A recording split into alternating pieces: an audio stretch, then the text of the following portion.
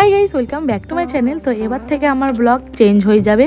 তো কি চেঞ্জ হবে না চেঞ্জ হবে একটু পরে বলছি। তো প্রথমেই আমার সকালে উঠে কাজ থাকে রান্না করাটা। তো এখানে সকালবেলা উঠে পড়েছি, তো চলো এবার রান্না করা যাক।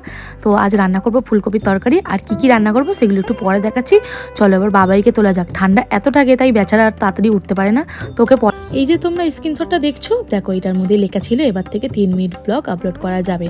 আগে 1 মিনিটে করা যেত, বাট এখন 3 মিনিট করতে পারবে। তা আমার ব্লগে একটু ফাস্ট মোশন ছিল, আবার অনেক কিছু দেখাতে পারতাম না, বাট এবার থেকে সেটা হবে না। এবার থেকে মানে পুরো ব্লগটা দেবো আর দিনের দিন ব্লগটা দেওয়ার চেষ্টা করব গাইস। এই যে তারপরে চলে এসেছিলো আমার মা, বলছিল একটু মায়ের ফোনপে খুলে দিতে, তাই একটু ফোনপেটা খুলে দিলাম। তারপরে চলে গেছিলাম একটুখানি গড়িয়ায়। তোমরা তো জানো আমার ব্রাইডাল বুকিং নেওয়া স্টার্ট হয়ে গেছে, তার জন্য কিছু দরকারি জিনিস ছিল, সেগুলো একটু আনতে গেছিলাম। তো আমার না সকাল সকাল কাজ হয়ে যায়, তাই একটু বোরিং লাগছিলো। চলো এবার স্নান করে খাওয়া যাক। তো আমি এখানে একটু সিনচান দেখছিলাম, আমার সিনচান ক্যারেক্টার দারুণ লাগে। তোমাদের কোনটা ভালো লাগে বলো। লাঞ্চে ছিল এই যে চচ্চড়ি, ফুলকপি তরকারি, কুমড়ো ফুলের বড়া, ডিম ভাজা। তো এইগুলো দিয়ে আজ খেলাম। আচ্ছা তোমাদের শুটকি মাছটা কেমন লাগে বলো, আমার কিন্তু শুটকি মাছটা খুব ভালো লাগে। তো এখানে দেখো স্নান করে ঘুমিয়েও পড়েছিলাম। তারপরে সন্ধ্যাবেলা বর্নি চলে এসেছিলো মোমো।